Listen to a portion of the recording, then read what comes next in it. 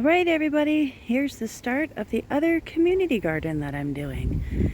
So we're gonna have a bed of tomatoes, some peppers, onions, kale, more tomatoes. I've got some basil, cucumber, and hot peppers and chives and stuff to go in. So this will be the start of the community garden here at the co-op.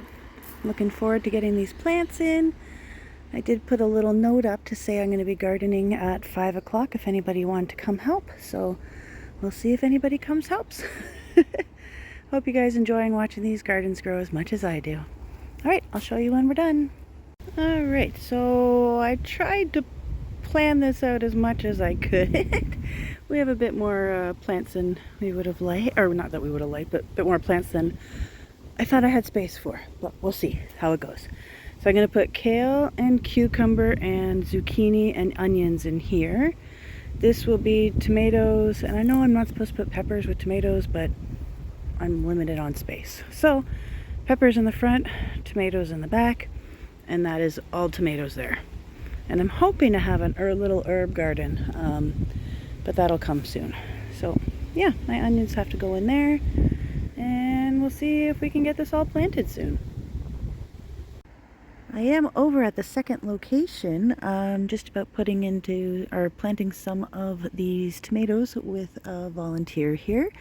And I just wanted to show you what I'm doing with these tomatoes to prepare them to go into the ground. See, this whole bottom section here is really overgrown, and it has way too many suckers, and we don't need all of this at the bottom of the plant. So I am going to pinch it off. And once these are in the ground and I get some stakes, I will be doing some single stem pruning of these plants, which means they are going to be one big happy stalk of a plant that just shoots up and will produce just at the top of the plants. So that's what I'm doing right now here at the gardens, and just getting things ready and prepared to get into the ground. Some of them really need to get in. They flopped over overnight. But they will be getting into the ground today. So happy planting. Okay, so I decided to switch things up a little bit. On this side, I'm going to put the tomatoes in with the kale, cucumber, and zucchini, and a couple of beans, because I've always heard you don't put tomatoes with peppers. So these are pepper plants. Again, I have no idea what anything is, so it'll be a surprise for peppers when they come in.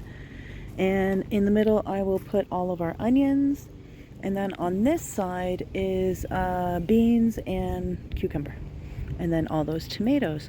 So as you can see with that pruning, what I've done is cleaned off the bottom couple of inches of each plant, and that'll help focus all of the growth up to the top.